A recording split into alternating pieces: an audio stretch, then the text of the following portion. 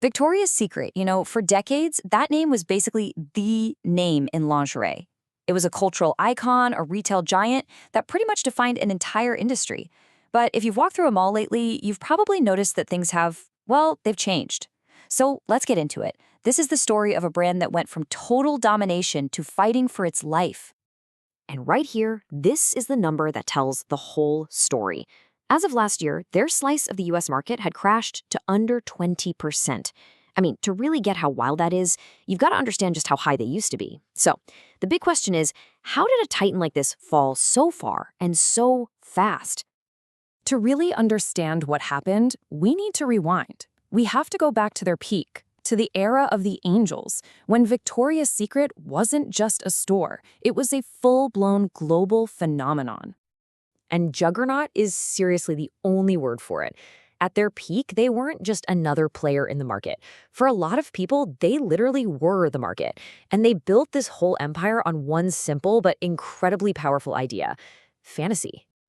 I mean, just look at this. At their absolute height in 2013, they were selling more than a third of all women's lingerie and underwear in the entire United States. Think about that for a second. They were just an unstoppable force. And the engine behind all of this success? One legendary marketing campaign. Ah, the Angels. Yeah, even if you never set foot in one of their stores, you knew who the Angels were, right? The annual fashion show wasn't just some commercial, it was a massive cultural event. It turned models like Gisele Bündchen and Tyra Banks into household names. This whole campaign was everything to them, but, it also planted the seeds for their eventual downfall. And this quote right here, it really nails the core issue.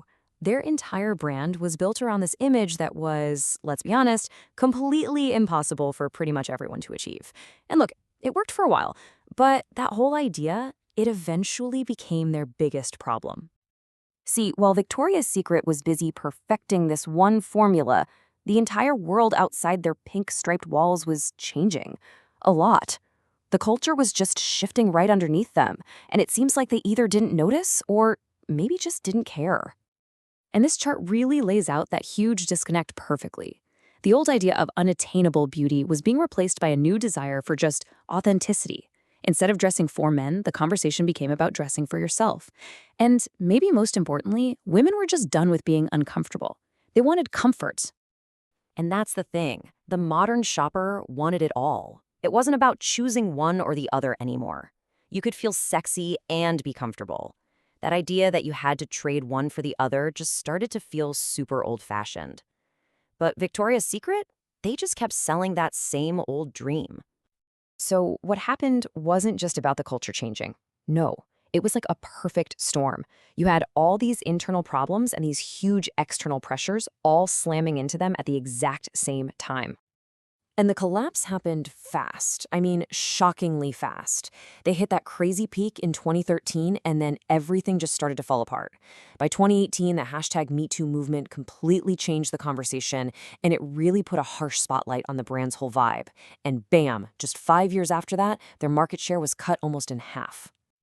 And it was a lot of things hitting them at once. You had the hashtag #MeToo movement, sure, but you also had inflation, shopping malls dying out, and all these new, scrappy competitors who just got what modern shoppers wanted.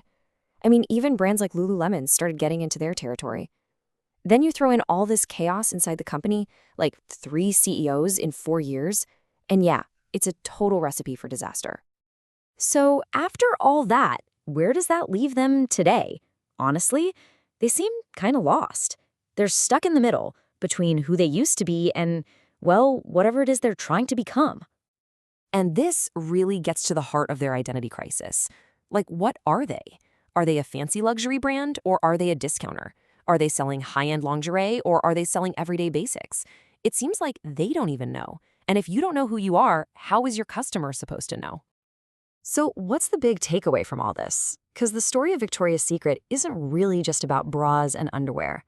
It's a huge, timeless lesson for pretty much any business out there. And the lesson is so simple, it's almost brutal.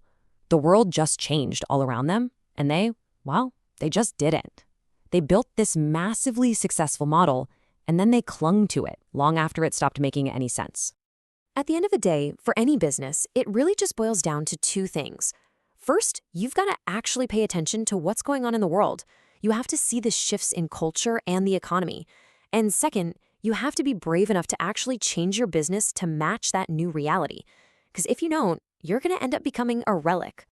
Which brings us to the big lingering question, right? What's next for Victoria's Secret? Is it even possible for them to reinvent themselves for a whole new generation? So, will they figure out a new identity that people actually connect with and pull off some kind of historic comeback? Or is it just too late? Are they just going to be a textbook example of a brand that waited way too long to change? I guess only time will tell.